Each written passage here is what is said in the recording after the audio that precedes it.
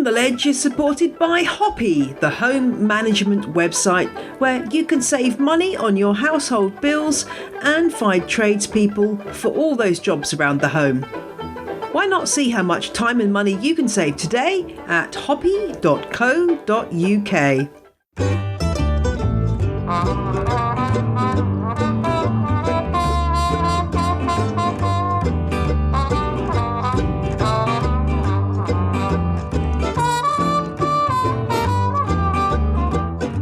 Planty Perrone picks a peck of pretty peperomias. How many pretty peperomias will Planty Perrone pick before her brain explodes from heat exhaustion? Yes, it's steaming hot here in On the Ledge headquarters.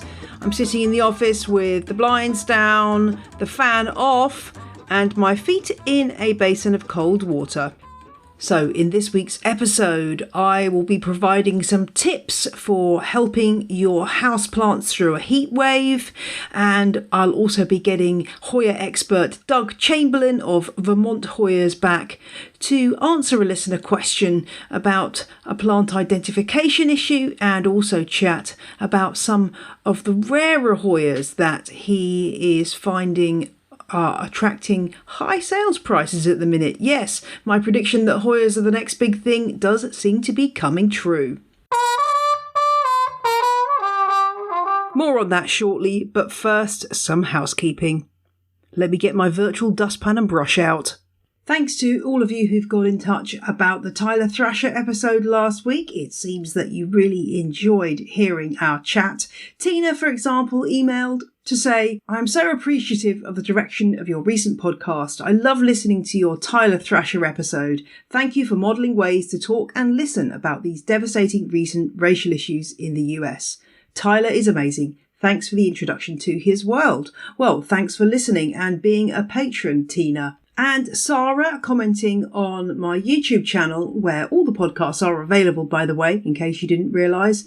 Sarah said, "Way to go, Jane and Tyler. Speak up, speak out, speak clear, speak to all, then repeat. Black Lives Matter. It's a fact." Thank you for that, Sarah. And you are continuing to absolutely smash it with your super reviews for On the Ledge on your various pod apps of choice. Eliza from the UK entitled her review, "Dangerously Addictive, Be Aware." Oh yes, I am the crack cocaine of houseplants here. Eliza said, "A must for any plant lover. Have only discovered it by chance a couple of weeks ago, but already halfway through. No nonsense, knowledgeable host." Yes, that is me. I do not brook any nonsense. You're absolutely right. "Which I blame for a sudden decrease of windowsill space." Well, yes. Aren't you on the money there, Eliza? What I love about her most is that she's very real, honest and relatable. Yes, On the Ledge, keeping it real since February 2017. And we also had a review coming from Belgium, and I think this person must have just attacked the keyboard and put some random letters in because it's unpronounceable. But thank you for your review, which starts, "Listen to this, finger point emoji, finger point emoji, finger point emoji. Listening for 2 weeks now and already spent so much money. Absolutely in love with this podcast." I'm sorry. Yes, Belgian listener, I'm very sorry that you spent lots of money on houseplants, but there are way worse things that you could be spending money on in life. I mean, you could be spending money on cigarettes or alcohol or silly shoes or all kinds of things which will bring you a lot less pleasure than a nice clutch of houseplants. So on you go with your spending, Belgian listener, as I'm going to call you because I can't pronounce it. I'm going to have a go, actually. Here we go. Oh la la la cascr. If that's really your name, I apologise, but I think you've just attacked the keyboard with abandon there. Thanks to my new Patreon subscribers this week. They are Camran, Katrina, Laura and Jacqueline, who all became legends and unlocked extra exclusive content and an annual exclusive card that goes out in snail mail to all patron subscribers of $5 a month or more, plus ad-free versions of the show. Pretty good deal for $5 a month, I think you'll find. So if you're interested in how to sign up for that, just check out the show notes at janeperrone.com. If you want to give a one-off donation, you can do that via Ko-Fi or via PayPal. And again, the details are in the show notes.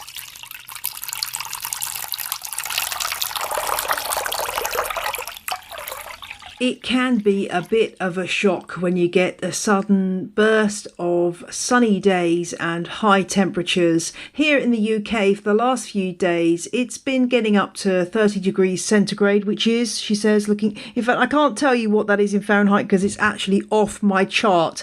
I'm thinking it's about 90 degrees Fahrenheit probably, but my chart doesn't go that high. It does occasionally get this hot in the UK. Doesn't happen that often, but when it does, we do struggle to cope because we're not really set up for this kind of heat. And this is a time when we need to be paying extra attention to our houseplants, because if you live in a climate where it's regularly getting up into the 30s, then you and your plants are more adapted. But if you're in a climate where it isn't a usual practice, then everyone's undergoing a little bit of shock. So it's worth checking out your plants, checking in with them regularly and making sure that they can make it through this period.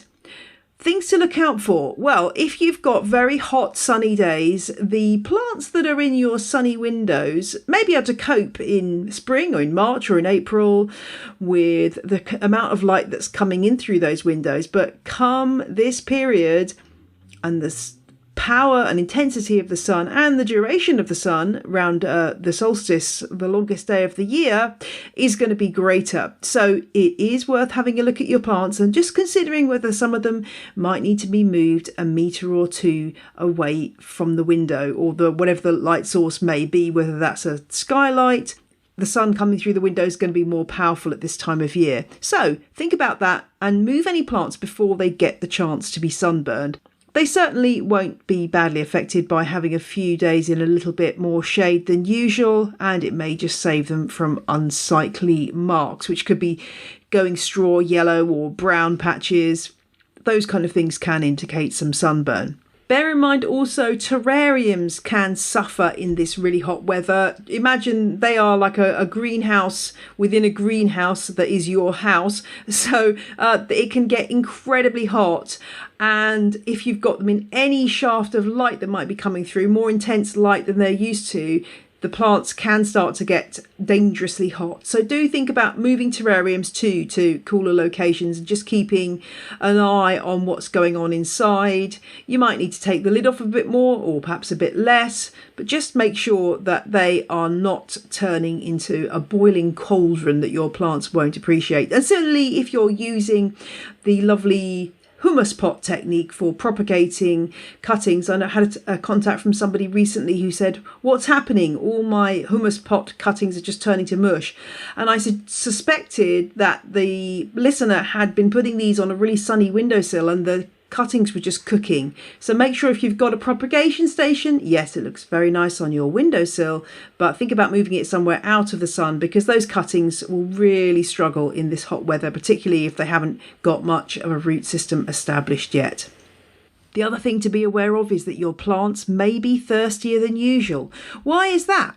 Well, when a plant is in hot temperatures, the light intensity is higher, then the rate of transpiration increases. That's the rate at which the plant is losing water through its leaves by the water evaporating through the stomata, the holes in the surface of the leaf. And it will be drawing up more water from the roots and pulling that through. And the higher the temperature and light intensity, then the more the plant will transpire. So it's going to need more water. How can you slow the rate of transpiration? Well, if the plant is surrounded by really humid air, then that will slow it down. So you can mist your plants more. If you move them outside, bear in mind that the extra wind will also cause transpiration to increase. So if you put your plants outside, again, they might need more water, but just make sure there is enough water around those roots so the plant doesn't end up wilting, because that will be the end result if your leaves are allowed to get into that situation where there just isn't enough water to supply the rate of transpiration that's happening.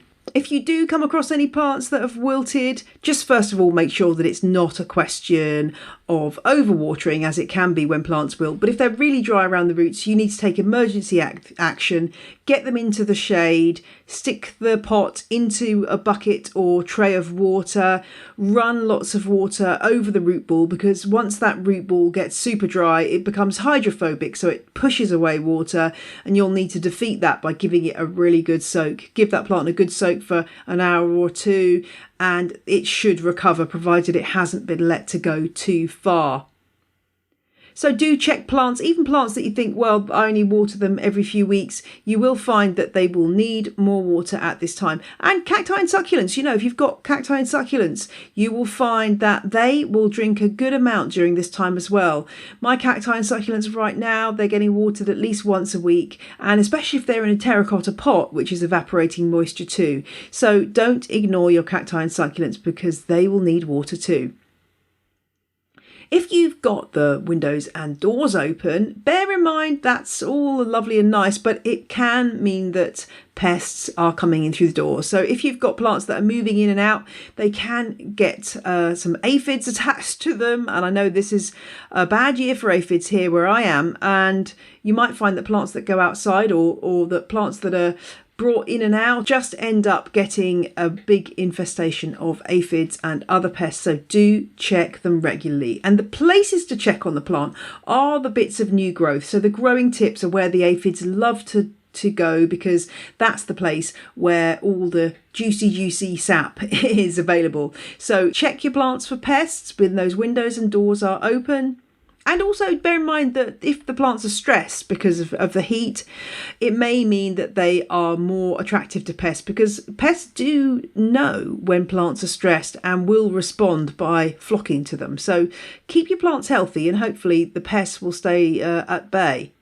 And if you do put plants outside, it's really worth remembering that light intensity outside your house is way higher than it is inside. So if you've got plants that are quite happy on a sunny windowsill in your house, don't necessarily put them onto the hottest, sunniest windowsill outside the house or spot on your patio, because that light intensity will be way greater and you might find they start to get sunburn. So generally when houseplants go outside, start them off in the shade. If they're okay there, you can gradually move them into more sun. And you may find that some plants really put on a big spurt of growth in these higher temperatures. Some plants that really come from tropical places where this is their absolute nirvana, they might really want to put on loads of growth. I'm thinking of your aroids and your cacti and succulents. And this is a moment to think about feeding, because if those plants aren't getting enough food, they just won't be able to put the building blocks in place to make those new leaves. So when you're watering, do add some fertilizer. A week dilution is always good. Do that every time you water, if you're watering say once a week, rather than, oh, I've suddenly remembered that I haven't fertilized in 6 months, so you give them a triple dose. It's much better to do the fertilizing every time you water, but make sure it's a really weak solution. It's also a really good time to get the mister out and give your plants a really good wash down. Leaves can look really dirty, particularly when they're highlighted by bright light, and suddenly it's like when you suddenly realise your windows are really dirty when the sun shines through them. It's the same with plant leaves. Plants will really appreciate a damp cloth over those leaves or a mister, and get rid of all the dust that's collected on there. And it's a great time as well to check for spider mite on the undersides of those lovely calatheas that are so prone to suffering from that problem. Repotting when it's a heat wave, I would try to avoid root disturbance when it's unusually hot for your climate, just because the plant's probably coping with the change, and throwing into the mix a repot where its roots are inevitably going to be a bit disturbed, probably best avoided. If you've really got to do it and it's the only time you've got, then go for it. But if you can avoid it and leave it a few days till the temperature settles down again, it's probably advisable. And for those of you with air conditioning, this is a moment to think about how that might be affecting your plants. In the UK, air conditioning is not that common apart from in big buildings, so not something I have to worry about. I'm just looking at my thermometer in here in the office and it's 32.6 degrees. Delightful. So yeah, you need to think about AC. If you're whacking the AC up and it's very, very chilly in your place at the minute, that could be affecting plants in the opposite way. Cold drafts pouring onto plants that are used to higher temperatures and don't like those kind of cold drafts might also give them a bit of a setback. So think about your AC and perhaps ways that you can keep cool without whacking it up too high. After all, it's better for the environment if you don't do that too. I am sitting here with my feet in a basin of cold water. This was a tip that we got years ago when we went to the Greek island of Kos, and it was really hot. It was like the temperatures it is here today in the UK, 30 centigrade or so. And I remember we were standing waiting early in the morning to go on a bus trip to a tourist, some kind of tourist attraction or another island, I can't remember. And there was a Greek lady, and she was sitting outside in her little garden, and she had her feet in a bucket of cold water, and sort of through miming, and rather than communicating in any language based way, she managed to explain to us that this was great for cooling you down. I'm sure that somebody who knows about human biology would be able to explain this, but it really does work. If your feet are in cool water, it really helps the rest of your body to stay cool as well. So that's how I stay cool. And the great thing is, nobody on a Zoom call can see that your feet are currently having a little cool spa experience. So yeah, there's a little tip for you if you're working and you don't want to put the AC too high for the sake of your plants. Well, I hope those tips are helpful. And now let's hear from our other sponsor this week. This week's On the Ledge is supported by Bite Away. If you're being plagued by insect bites right now, why not invest in a device that can calm the itching fast? Well, Jane, you might be saying, I have some cream that only cost me $5, so why would I invest in a Bite Away when that costs $26.99? Well, the trouble with creams is that they have a use-by date, whereas the Bite Away can be used hundreds of times, and you'll only need to replace the batteries after around 300 uses. How does it work? Just press the Bite Away onto the surface of the skin where you've been bitten, press the button, and a short spell of heat acts to stop the itching and start to bring down the swelling. I have to say, I was a bit sceptical, but it really worked fast for me. Bite Away is dermatologically tested and compact enough to stick in your first aid kit when travelling or pop in your pocket when you're working in the garden or hiking. It's suitable for use by allergy sufferers and pregnant women, and you can use it on children safely too. Bite Away is available from Amazon UK. Find out more at mybiteaway.co.uk. That's mybiteaway.co.uk. And now it's time for Question of the Week. And as you know, when a question that comes in is a little bit outside my knowledge subset, I have a host of experts to call on to help me out. And this week it's a question about Hoya identification, and I knew just the man. Doug Chamberlain, thank you for joining me back on The Ledge. Your Hoya episode is still an epic episode of the show, which people continue to listen to. So Hoyas are ever more popular. And I've had a question come in from Jennifer, which I'm hoping that you can help me with, because she's got a question about 3 species of Hoya, none of which I grow. So perhaps you can enlighten us. Jennifer says, what's the difference between Hoya kentiana, Shepherdii, and Wietii? I just can't figure it out. I'd like to label my plants, and I don't know which name to give the 2 in question. This seems to be a really common problem with Hoyas, working out names that sometimes there's a lot of confusion. Is there any enlightenment to be had on the subject of these 3 species? Well, this is a question that's come up a lot over the years. There was a big discussion on this I found online about 11 years ago. And one of those plants, Shepherdii, really is a completely different animal. This is it's not even really closely related to Wietii and kentiana. It's in a different section of Hoya. It comes from a cooler location. It's endemic to India. It has a white flower with a red corona, and it's very fragrant.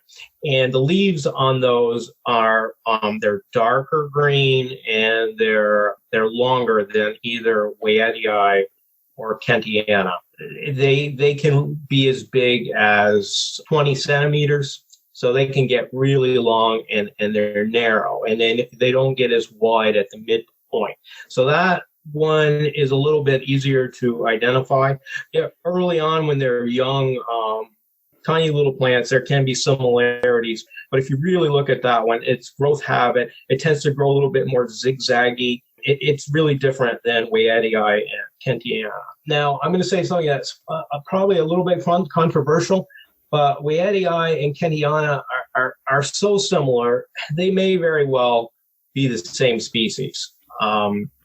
There's two groups of botanists. There's the splitters and there's the lumpers.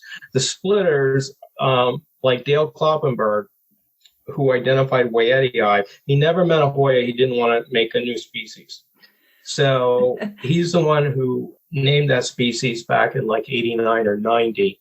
But it's so similar. It's very difficult to tell the difference.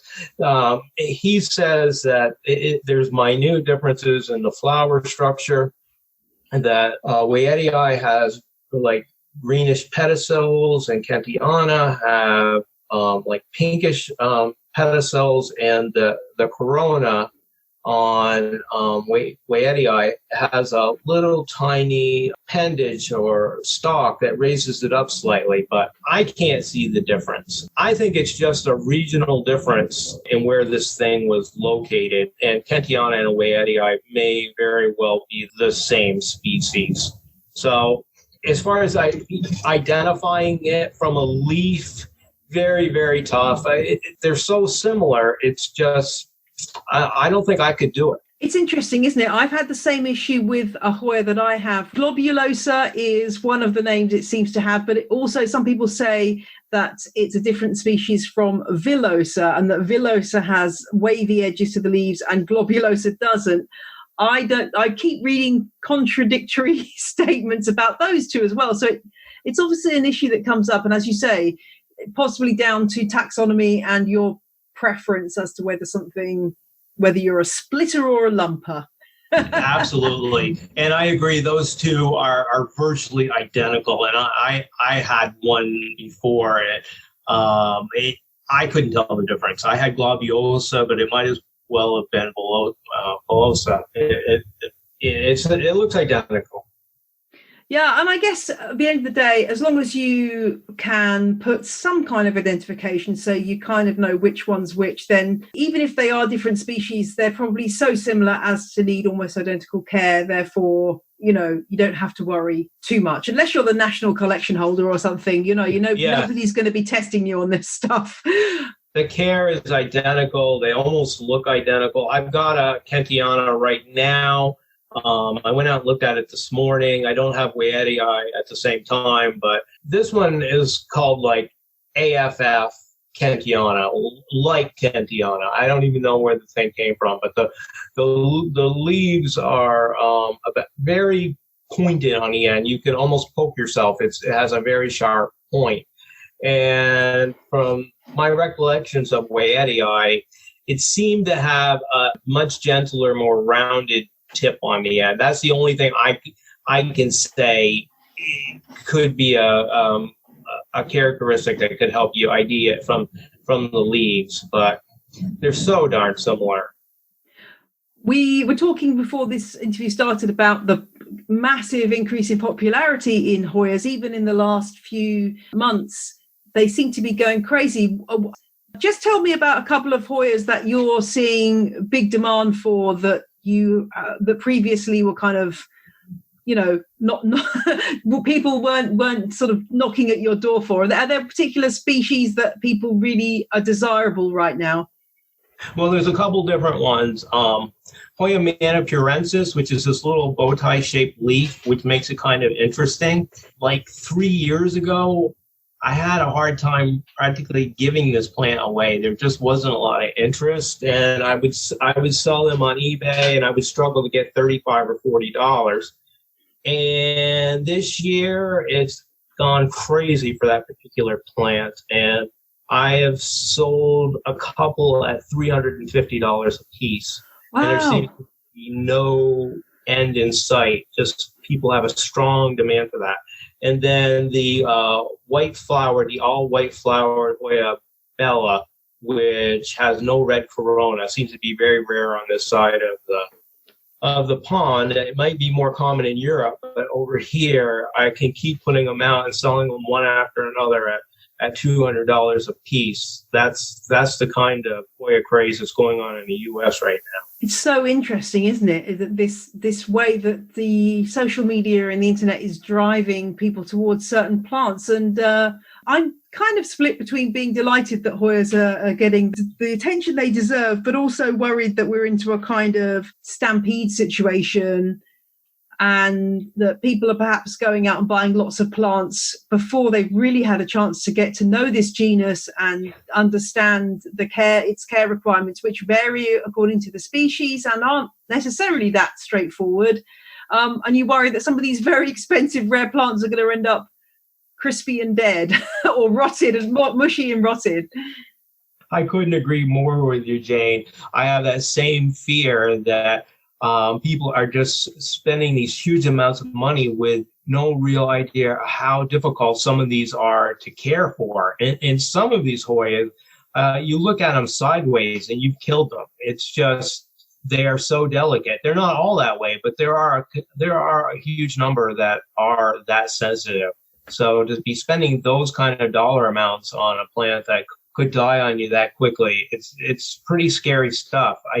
And social media really has fueled this demand, I think, and also the having to stay at home from the coronavirus. I think it's made us all concentrate on what's around us and the plants in our house, and it's created more demand. So all of those things combined have just sent Hoyas through the roof.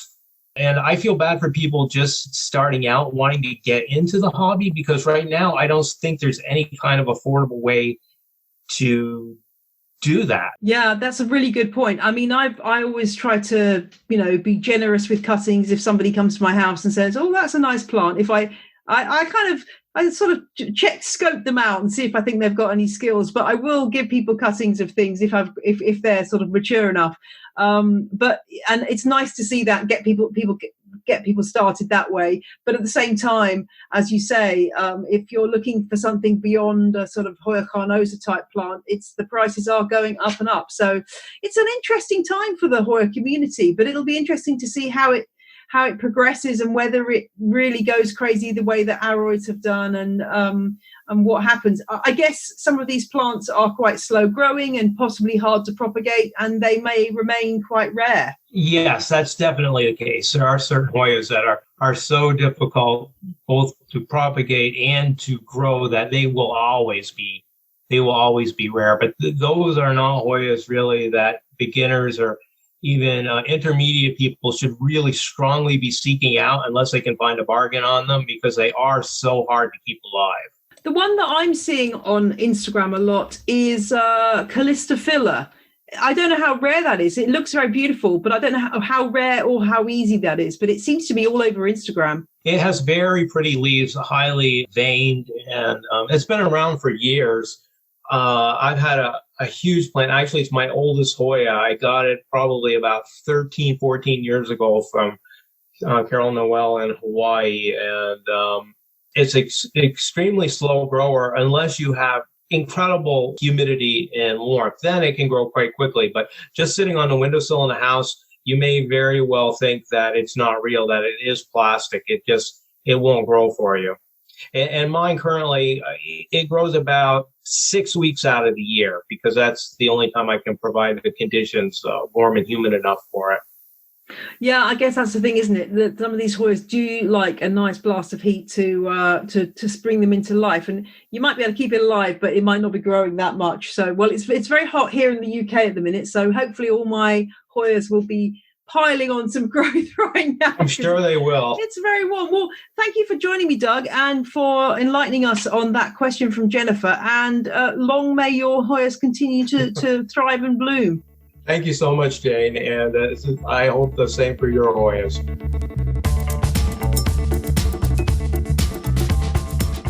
Thanks to Jennifer for her question. I hope that helped.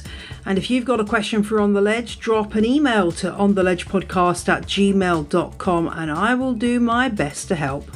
And before I go, I wanted to end the show on some fabulous good news from a listener.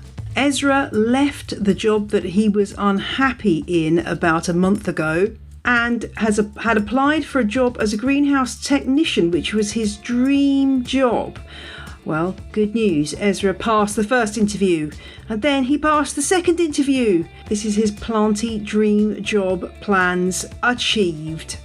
Yep, he got the job. So, there you go. If you've got a planty dream, go for it, because if your heart and your brain are both into it, then success should come your way. Well done, Ezra. I'll see you all next week.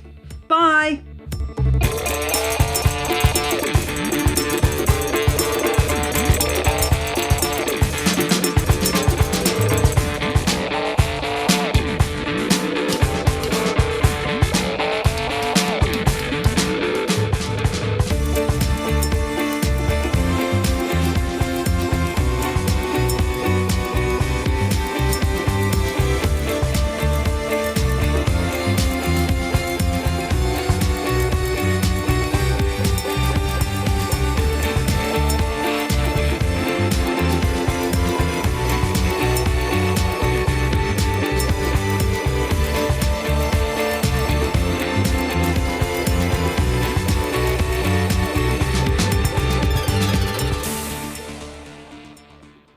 The music you heard in this episode was Roll Jordan Roll by the Joy Drops and Endeavour by Jazar. The ad music was by the Heftone Banjo Orchestra with the tracks Whistling Rufus and Dill Pickles. All tracks are licensed under Creative Commons. See the show notes at janeperrone.com for details.